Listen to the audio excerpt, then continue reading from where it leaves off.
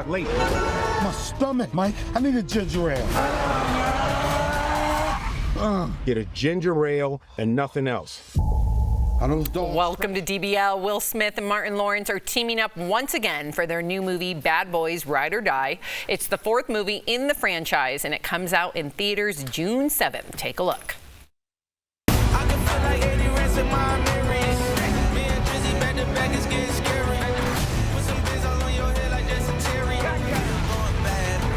I need nasty Mike. Bad boy. I got this. What you don't do?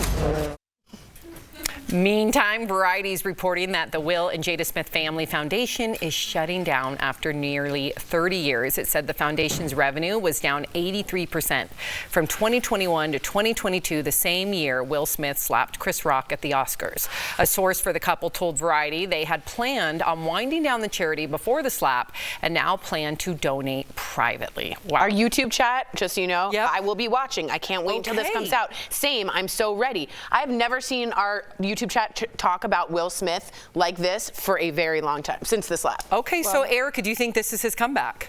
I do. I hope so. Yeah. You know, we have had a lot of conversations about a lot of different celebrities and their body of work and their reputation throughout decades. And Will Smith is someone who clearly made an egregious error of judgment in a world stage, and that is something that people are obviously going to talk about and likely never forget. But are we always going to be the sum of one mistake that we made one day? And this is a person who has been a part of our not only pop culture, but a lot of people have not only modeled their ascensions, but also consider him to be a role model. And I think how he comes back from that will be modeled as well. So I'm excited to see this, and I'm excited to move on from this story. You're speaking of culture in the last couple of years, the last 4 years, especially for me, I've noticed you are your worst moment. And that's what Will Smith is, and society needs to move on from that. We all love this franchise. If anything is going to get Will Smith back into the good graces of that public, it's going to be Bad Boy. Mike Lowry. It's going to get him back. We all love Will Smith. We all love this movie, right? The franchise. So if it's going to come back, this is going to be the movie. And listen, I've made some horrible mistakes in my life. You are not equal to those mistakes. You are who you are after those rock bottom moments. Right. Those moments I almost appreciate when I pray every night. I say thank you for those moments. Thank you for letting me learn from those moments. And I hope Will Smith learned, and I hope he does have a comeback. Wow, that's amazing. Just so you know, Bad Boys for Life in 2020 made $426 million. So fascinating to see. Since Emancipation, his Apple movie was, I think, too soon after the slap. Interesting to see what do you guys think he'll make in this. I think it'll be a big, big hit. I do want to just speak to something that Jeff said, because it's the idea of redemption, I think, gets like either glossed over or not looked at all.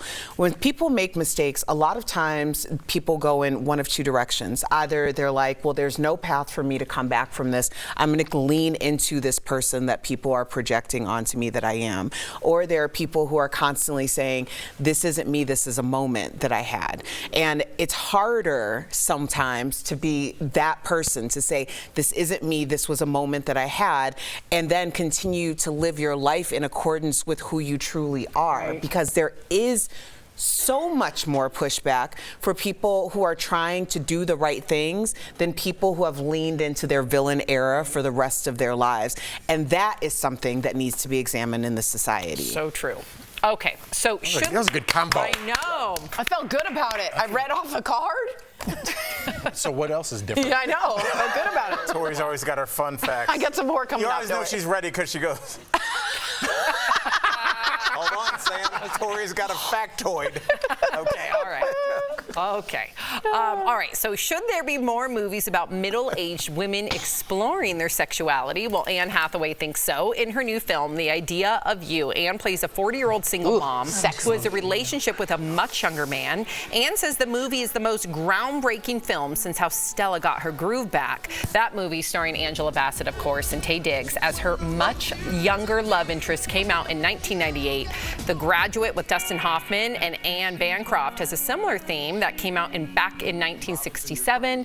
Mrs. Robinson, are you trying to seduce me? Isn't it? Wait, Anne Hathaway seems young to me at 40 years old. So she's... This is a modern tale, Sam. Yeah. I see it. I've lived it. Erica, okay, you got the floor, girl. No, I'm just saying. You that can't there say are that and then not follow up. There's a lot of, being 43, I have a lot of friends who are, around the same age, and some of them became moms very young, they got married very young, and when they're single at this age, the dating pool and the experiences look a lot different. And I'm gonna be honest, younger men tend to play a numbers game a little bit more than older men. So they're a little bit more demonstrative about their feelings of wanting to be around you.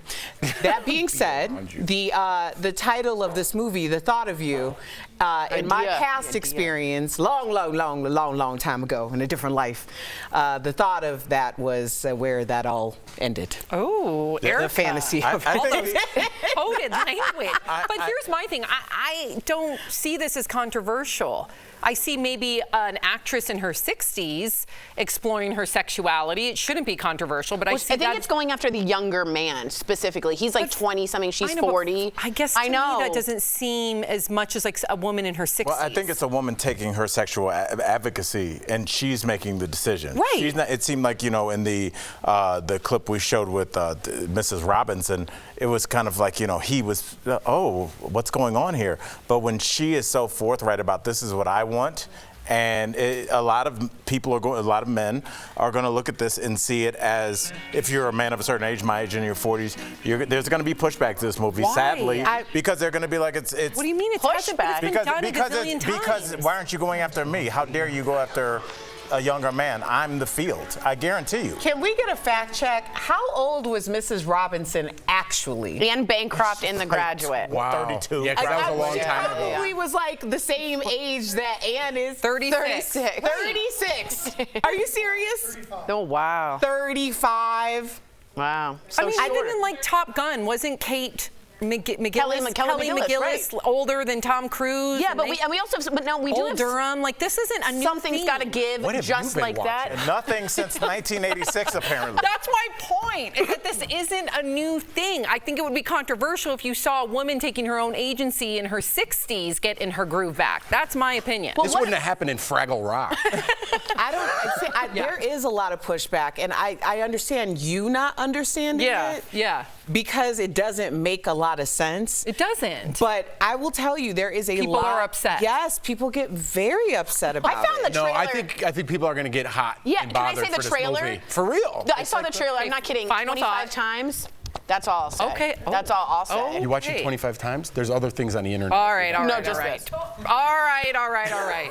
We're going to talk about Paris Hilton has one wish for her kids. This week, Paris was on a panel with the U.S. Surgeon General. She said she hopes kids today grow up in a world outside of social media and hopes her kids won't be as addicted to social media as she is. Here's the thing, though. Like, and our one of our senior producers, Michael Dean, who's coughing in the background, he brought up a really, smart point earlier in our meeting, because I do not want my kids having social media until they're like 16, just because I've seen enough of the data from psychologists saying that it rewires a children's very malleable brain. But then I can't be on social media, because the kids, you can tell them all you want, but if you don't model it, they're not actually going to believe it. And also, is that fair to them? Because for as much as we lived in a world without social media, they are going to grow up in a world that only has social media. Yeah, but it's rewiring But they're going to be their way brain. behind. But it's also it's rewiring their brain, though. But everything you do to a child, you rewires their brain. There's depending more on where you depression, raise anxiety, them. and suicidal tendencies with today that. more than anything else in people that have spent their whole life careers studying social media and childhood development and their brain and the prefrontal cortex. They are seeing the damage that is having on children. But my point is, if I'm going to implement that with Sophie and Miles, I better be doing that too. But the damage has been done already with our generation, right? Yeah. We need to fix that. And I say that, and people don't want regulation, and they don't want to be told what they see online. But again, you always use the same thing. China has used TikTok and filtered it to accomplishments, whether it be academic or athletic, whatever it is, it's all about achievement. We could monitor our algorithms, especially for a certain age. Just put in your age group, have those filters come in, and you could do that for our children, because it's all about, if one parent agrees, saying, all of this class is not going to have phones. It's easier. If nobody does that, and then you tell your kid at 13, you're not getting a phone, they're going to be isolated from that group of children. Or they're going to go around their But parent. I don't have children, but I have a very hard time having the government starting to tell us what we are to watch and to censor. I agree parents can do that, but I do not like the idea of the government, including Ron DeSantis, stepping in. In my opinion, would you be upset if there was maybe like you could press the button to filter? Maybe I would be much more comfortable with that. What would be the difference, really quickly, I see you wrapping me, but what would be the difference when we are asking the government to ban assault rifles? Right. Because we know that guns are the #1 killer to teens and kids. When we are seeing that the internet is the #1 cause of depression, anxiety, and suicidal tendencies to kids. So what would be your argument if you are for banning assault rifles to protect kids, but not banning certain social media sites to protect children? Which I am. One is a weapon and one is a means of communication. And it is but an it's idea becoming of, a weapon to their brain. Agree, but in America, the idea of freedom of expression is to not be censored by the government. Perhaps when you're an adult. FCC Agreed. that does censor? There's rules you could make, but telling the government exactly who and what and banning makes me a little uncomfortable. Okay. But just my opinion.